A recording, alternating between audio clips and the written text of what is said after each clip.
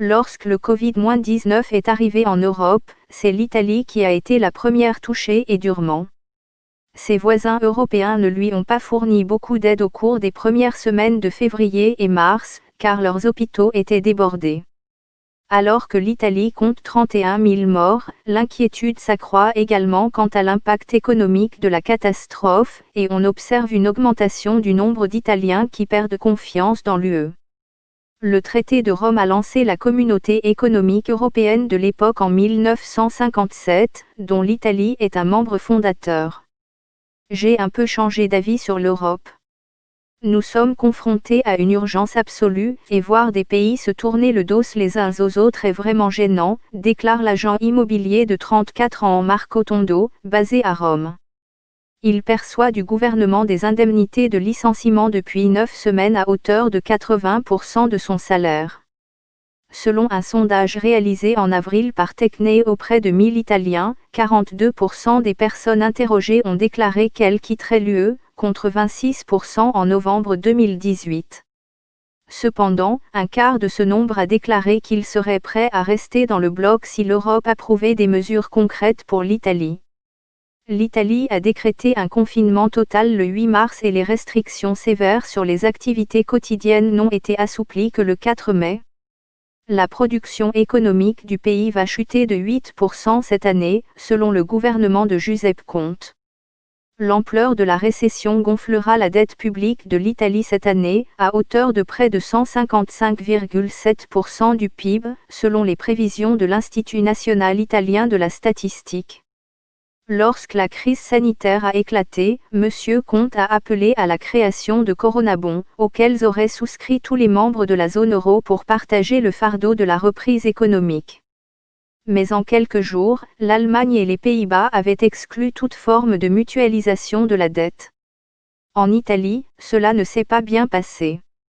Les critiques ont déclaré que le Premier ministre avait été humilié par l'UE. Demander des coronabons était la meilleure façon pour lui de se faire claquer la porte au nez, affirme Carlo Altomonte, professeur associé d'économie de l'intégration européenne à l'université Bocconi. La mutualisation de la dette est interdite par les traités de l'UE et la constitution allemande. Je pense que Conte l'a utilisé comme une arme dans les négociations.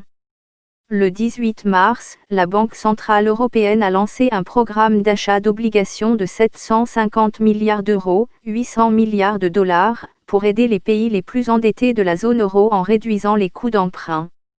2 jours plus tard, la Commission européenne a annoncé la suspension des règles sur les déficits publics, permettant ainsi aux pays d'injecter autant d'argent qu'ils le souhaitent dans leur économie.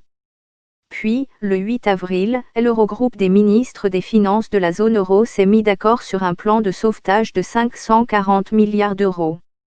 Il était composé de 200 milliards d'euros sous la forme d'une nouvelle ligne de crédit pour les entreprises, fournie par la Banque européenne d'investissement, 240 milliards d'euros sous forme de ligne de crédit fournie par le mécanisme de stabilité européen, MSE, pour financer les systèmes de santé de la zone euro.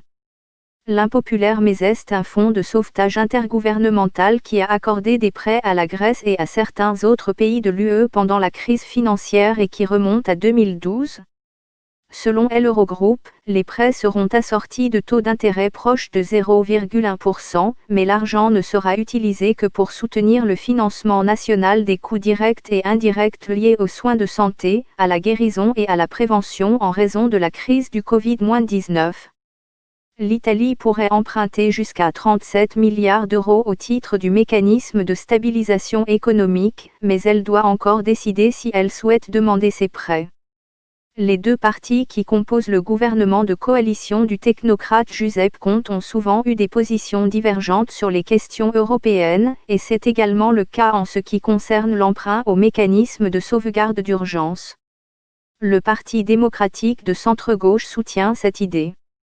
Mais le mouvement 5 étoiles, le parti anti-establishment, a averti que le gouvernement s'effondrerait si M. Conte devait puiser dans le fonds de sauvetage. Le Parlement italien décidera s'il est approprié ou non que l'Italie l'active, a finalement déclaré M. Conte, après avoir refusé à plusieurs reprises de recourir au MES.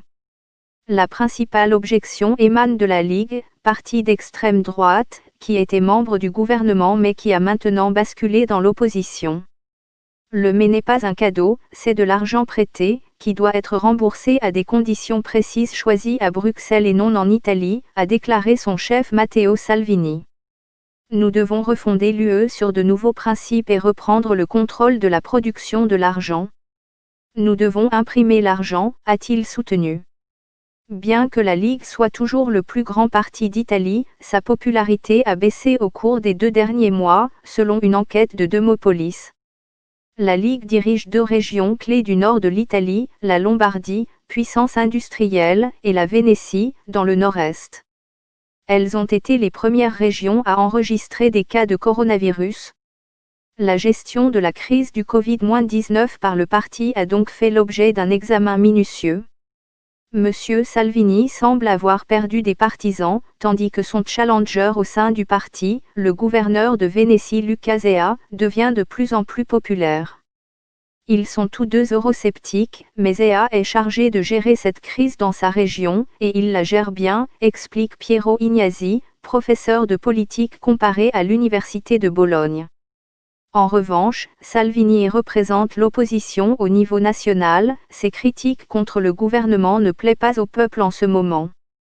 Alors que Luca Zea a fait faire des tests à grande échelle, au sein de la population de la région, Attilio Fontana, gouverneur de la Lombardie et l'un des plus proches alliés de M. Salvini, a choisi de ne pas mettre en œuvre la même stratégie.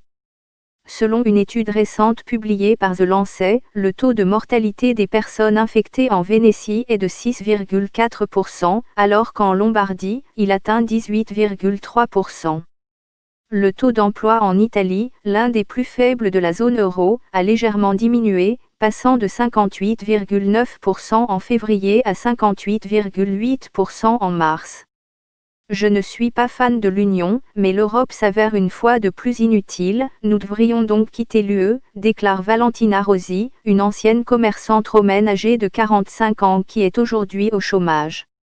Le Parlement européen demande qu'un fonds de relance de 2 000 milliards d'euros soit intégré au budget de l'UE et la Commission européenne devrait présenter des propositions sous peu.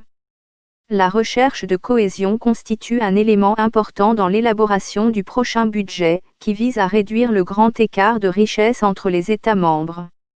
Mais il existe de fortes divisions entre les États membres, la plus importante étant de savoir si les pays doivent recevoir des subventions ou seulement des prêts. Tout plan de relance reposant principalement sur des subventions serait une victoire pour M. Conte et pourrait faire une différence considérable pour les Italiens encore indécis sur la question de savoir s'ils doivent ou non tourner le dos à Bruxelles.